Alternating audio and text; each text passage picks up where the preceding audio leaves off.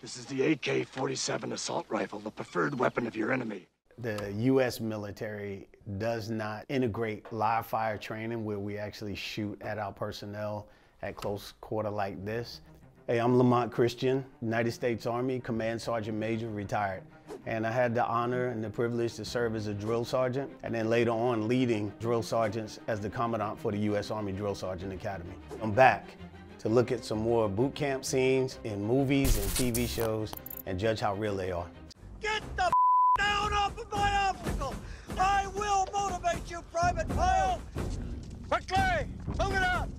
And when I look at this, I kind of laugh a little bit just because, again, the realism is there. Lee Ermey, he was actually a drill instructor. Pyle became his pet project, so to speak. I never did it as a drill instructor or a drill sergeant or any of those capacities, but it did happen to me. When I went through basic training, my drill sergeant had selected me to be the platoon guide, and every opportunity that I might have had to sit down and take a break, it turned into, where's the platoon guide? And so I never got a chance to sit, and if the platoon messed up, it was my fault. What is your major malfunction, numbnuts? Didn't Mommy and Daddy show you enough attention when you were a child? Yeah, you know, as unfortunate as this scene is, for that period of time, and even now, there's still some uncomfortableness when dealing with mental health and mental wellness. And so obviously here, yeah, Ermey's character, you know, he wasn't necessarily equipped with understanding perhaps what should be done. But we've learned over time that there's certain ways that we can de-escalate situations. I mean, it's not a perfect scenario to say exactly what I would do in that moment, but going in, understanding what I know about mental, what I would call wellness, would find a way to bring my energy down so that when I approach the individual, their energy could come down. Easy, Leonard. Yeah, and unfortunately, this happens as well. You can see where all of that stress and whether it's post-traumatic stress or just stress on this guy's life, it brought him to this point right here. And it's something that the military has been trying to really work hard to, I would even just say eliminate. Even the organization that I'm a part of with the Boulder Crest Foundation, like everybody knows about post-traumatic stress, but we focus on post-traumatic growth and trying to help people to recognize that it's okay to not be okay and then do something about it and not be stuck in that place. I would say easy, a 9 for that time period during the Vietnam War. Only hurts the first time. What we got here, you a quitter, boy?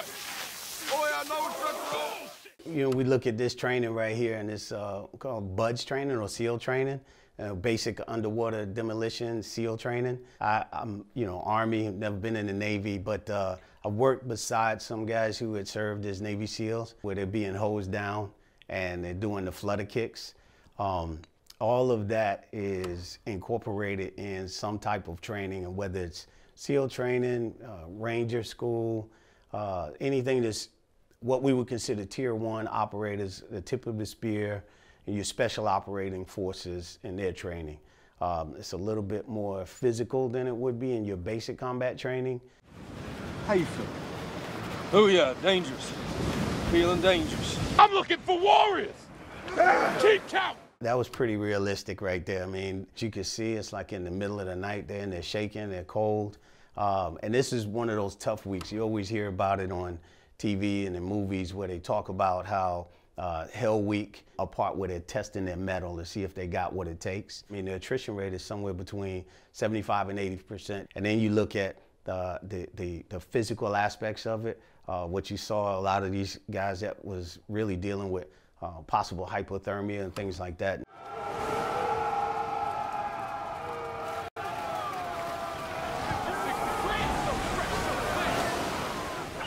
They have them right there on the edge of the shoreline.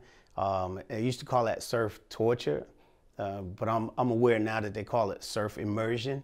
And it's really another one of those opportunities that as a Navy SEAL, you have to be prepared to be in the water, stay in the water, live in the water. And it's not necessarily to break them, but it's to find where their breaking point is. And if somebody finds themselves in that position where they quit, then they recognize that perhaps, just perhaps, they don't have what it takes to go into combat. I'd even rate this probably, and again, not being a Navy SEAL, I would probably say this is between a 9, if not a 10. Welcome to the house of Payne. Love my barracks night and day. Love my barracks night and day. This, as humorous as this movie is, we're talking about kids. These are junior ROTC or cadets that basically it's familiarization with the military, right? Like they're not actually trainees, but this guy who's standing here, Major Payne, right? He is treating them as though they're recruits. He's bringing all of the things that he has gone through to bear with these kids. What if this was a life or death situation? But it's not a life or death situation. It is now. And this movie, like it goes way beyond what would be allowed for someone to do with cadets in high school like this. The only thing that the junior ROTC programs are really designed for is to give them a sense of community, again, service, and to familiarize them with the military way of life. You wouldn't have like live fire and live grenades and things of that nature. Some of them do have rifle teams where they might go and compete with what we call airsoft rifles and things, but nothing to where they receive combat training, because that's not the focus for junior ROTC programs. I would say this is probably about a 2. He'd be there one day, and then they would have to say, hey, you gotta leave, at least in today's time. This is the AK-47 assault rifle, the preferred weapon of your enemy, and it makes a distinctive sound when fired at you, so remember it. That's an iconic clip. A lot of people will often repeat that particular quote by Clint Eastwood in this movie. One of the things that the US military does not do is integrate live fire training where we actually shoot at our personnel at close quarter like this, just because of the safety factor, right? I'm not saying that it has not happened. It is definitely something that's not condoned. The man cheated. I say he improvised. There's only one way to settle this. Definitely something that could happen where they would fight in the pit during that time period. I think they were actually around the period of Grenada in the operation going into what's called Urgent Fury. My father actually was one of the participants in that. He was serving in the 82nd at the time. They're out at PT, they're doing their physical training, some warrior-based training, warrior ethos, and it's all about, demonstrating that they're prepared to go to war. For a senior non-commissioned officer to fight an officer, it would probably create a problem with good order and discipline in that organization, because the ranks would, begin to kind of fall apart. You'd have those that would be following behind the officer, then those that might follow behind the gunnery sergeant highway. In context for the period that the battle that they were getting ready to go into in Grenada, I would say is probably about a 5. Again, only because when he was shooting at them with live ammo,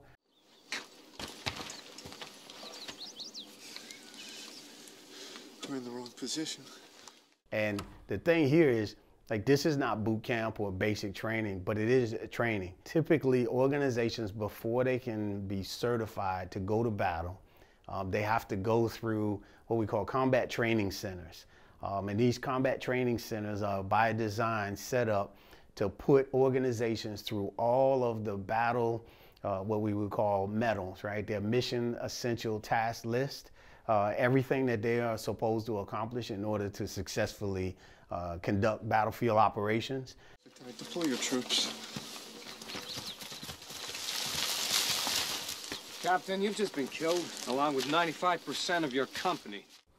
So unfortunately here, the result of the Captain Sobel's lack of tactical awareness and his, what I would call, rush to failure, it just walked him right into an enemy ambush. While Sobel, in this particular series, might have been a great trainer, He didn't necessarily have the tactical combat experience because most of these men didn't. World War II, we had people that were school teachers and bus drivers and milk delivery men that were pulled in to serve our country and serve in infantry positions. I am of the school of thought that it doesn't necessarily require that a trainer has to have combat experience in order to be a great trainer. I would say it's definitely realistic, especially being done at Camp McCall. Again, this series, Band of Brothers, takes a lot of the history from the actual people who participated in this experience. Upon successful completion of your 5th and final jump, you'll be certified Army paratroopers.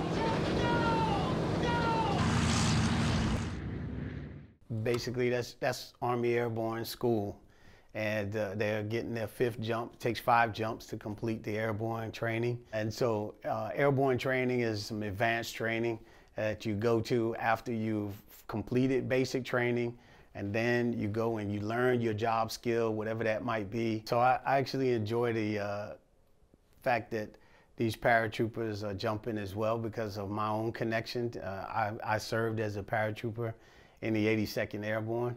And what I will tell you is that my experience is unique because I went through jump school when my father was an airborne instructor, commonly referred to as a black hat. That's pretty realistic too. Having served as a jump master and putting people out of an airplane, you know, you get somebody who hesitates in that door like that. I would say a 10, but I'm gonna give it a 9 just because I wasn't there.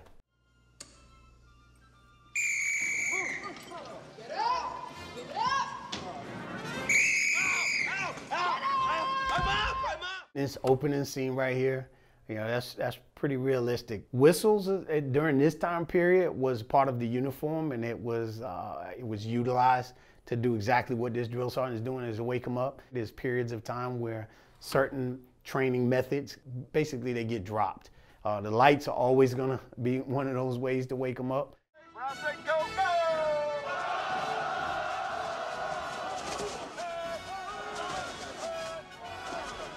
What they're doing right now, commonly referred to as grass drills or guerrilla drills. Like a lot of these exercises and drills that we did for years, they were good in creating stamina and endurance, but it was really heavily filled with exercises that would really create injuries. We in the military, specifically the Army, have changed over the years to create fitness training that reduces injuries. Now, the good thing though is you see they're wearing their winter fitness training uniform.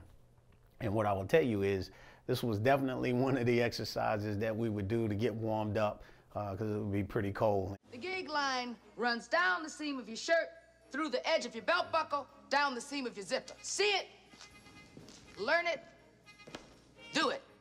Lynn Whitfield's character as a drill sergeant is exactly right when she's talking about the gig line and the uniform. You know, one of the things that basic combat training is supposed to do is help a civilian, right, transform themselves into a soldier. And that's the same with the Marines, the Navy, the Air Force, and in this case, it was just the gig line. But everything else about that in the background, you can see the uniformity and the way that the war lockers were set up, the PT uniforms hanging off the side, the bay itself, the bunks, the way that they were made, all of that uniformity and being able to pay attention to detail is what will help a soldier do better as they progress in the military and begin to learn more complicated tasks. So I would have to say that everything in this clip in the boot camp or basic training environment, this is about a 7. It was realistic for that time period in our military. Most of you will not live to be in the mobile infantry. I am your senior drill instructor, Career Sergeant Sim. Suck it, Eckert! Now we're talking in the future, and ironically, the military has a Space Force now. I used to use this way to explain to drill sergeant candidates when I was running the Drill Sergeant Academy that basic training or boot camp is pretty much going to stay the same from the past into the future. The training that we did for, you know, the Revolutionary War using muskets in 1776 was the same training that we did in 1966, sending people to Vietnam with the M4 or the M16 rifle, is the same training we'll do in 2036. How we train is what changes, right? We will still have to take an ordinary citizen and train them to be able to do the basic fundamentals of engaging targets, you know, properly breathing, getting a good sight picture. And even if we're using lasers. Who here thinks they got what it takes to knock me down? Sir!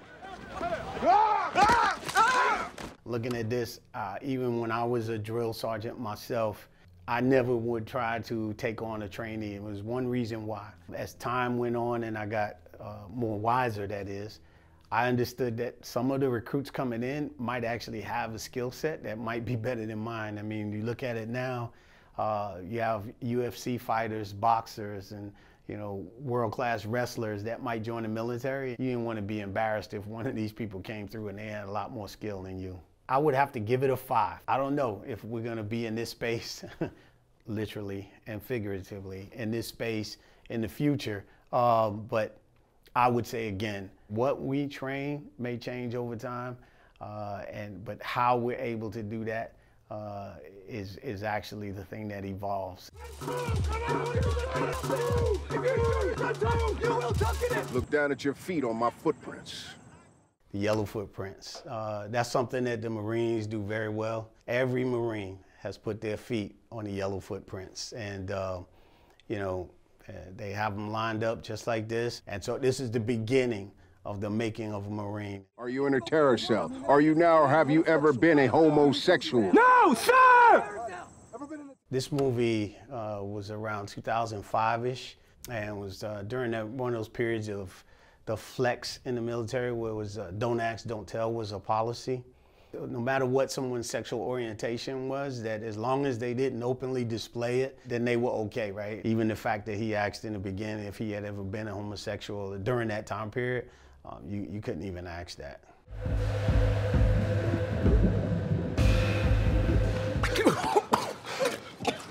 Who do I report this to? Just who the you think you're talking to, recruit? During that time period, the military really struggled with that don't ask, don't tell, and how to deal with it, right? Because it was definitely a social issue, and it made its way into the military ranks, but it's very realistic that this could happen in an environment where a DI is left to his own devices to do what he wants, and it could result in just this same activity and same behavior. I know in 1999, Barry Winchell was a private at Fort Campbell, Kentucky, as an example, and who was dating a transgender woman, and he was beaten to death, right, because of who he was having a relationship with. And so they repealed and removed the don't ask, don't tell policy. And around 2011, when they did that, that's what kind of helped create that shift and that change in the way the military actually dealt with individuals and their sexual orientation. It's become more normalized. I would tell you, for realism, this particular movie and that time period, I would say it's probably about an 8. We have to clear up the mystery of Wachowski's missing $62. Those barracks, like that's actually how soldiers lived for years. They still have this flavor where it's an open bay, and you have, you know, up to 60 personnel that live and spend all of their time in boot camp and basic training side by side like this. If you look at the barracks today in the military, I mean, they look like college dormitories, but most of the barracks, once they leave that environment, was still that way in World War I and World War II. A lot of these barracks were still around way into like 2000s. Why the hell did you put back money you knew you didn't take? Because I knew you did. I think inventing a crime that didn't exist to enforce your theories of discipline is Neanderthal in its conception. Yeah, you know, even myself, being a drill sergeant, I've never had anyone go against my training because I was real simple in the matter of I was hard, but I was fair. And I trained in a way that was close to being realistic. And so it was easy for me to be able to relate to the experience of somebody who was in a training environment, because basically I didn't want to forget where I came from. It's also your duty to relieve me of my loaded weapon. I'll shoot, goddamn you! Having not been there during that time, I've heard stories about some of these types of things. This is a prime example of somebody who is out of control, has much deeper issues. We don't know their background, and so the result of not having a system in place that would allow, like, his character as the sergeant to be able to find ways to be in a better space, like, you know, it just lends itself to us recognizing that we had to do better and be better in order to take care of our service members. I would have to say I would rate this probably about an 8, again, because of the, you know, the uniforms, the background, and everything in context as is happening in this movie clip. It's very likely and very realistic. Now you listen to me, Owens. You can't make it across that swamp. When the DI is telling Owens that he can go across the marsh, that actually took place in 1956. It was a Ribbon Creek incident at Parris Island. And a DI actually marched his platoon out there into the marsh. And because at night, the way that the tides come in, it actually pushed into the creek and created a stream of water that the recruits couldn't make their way out of. And unfortunately, about 6 of those recruits died. That comment that Jack Webb's character is talking about, or to Owen, by saying, if you want to march out there into the marsh, it has context and weight to it because of that experience of the Ribbon Creek incident. This is a general discharge. Yes, sir. You're wrong, Owens. I don't sign it. I want to thank you for not saying anything about my trying to go over the hill, sir. But you can see here that the leadership recognized that they had somebody who was able but unwilling for some reason. Like, they didn't know what it was. And this character that Jack Webb was playing as the DI, he had to try to gain an understanding of what that was to motivate as well as inspire that trainee or that recruit in this case. And what I'll tell you is when that happens, it's like a switch goes off, and then they become probably the best soldier, the best recruit, the best Marine that's out there, because now they realize that they got purpose, right? And that's what was happening here. All right, Tigers, give me a growl. Quads right, column right, hoo! When we look at all the different branches, the Marines have this unique way of doing exactly what they say. They make Marines. And that's what Jack Webb's character here in the DI is capturing. And there's a lot of pride in there. And that happens still, even till today. And this movie, out of all the movies, captures the very essence of what a drill sergeant and a drill instructor is supposed to be about. That character of creating, not just, as they say, weeding out the weak, getting rid of them, but finding a way to have that person who desires to be there to get them to the other side so that they can be a proud Marine, as in this case. During this time period, when this movie was made and what it's representing, I would say that it is indicative of being rated at about a 9 easily. When I was in training to train future drill sergeants, I actually would watch this movie. I have a favorite comedic, a favorite serious, and probably a favorite dramatic clip from today, from boot camp and basic training scenes. Of course, my favorite comedic one would be, I would probably have to say, Major Payne. My favorite dramatic one, I would have to say, is Heartbreak Ridge. And even though it wasn't boot camp, it was still kind of a training environment. And then my serious one, I would probably have to say, again, the DI. Looking at these clips, again, reminds me of how this movie in particular try to capture the very essence of what it takes to create what we call a warrior, somebody that we're going to ask to go into harm's way and serve our country and defend our nation in a way that they perhaps might not come back home. Hey, thanks for watching. And if you enjoyed this video, please click on the link and enjoy watching the review of more boot camp videos.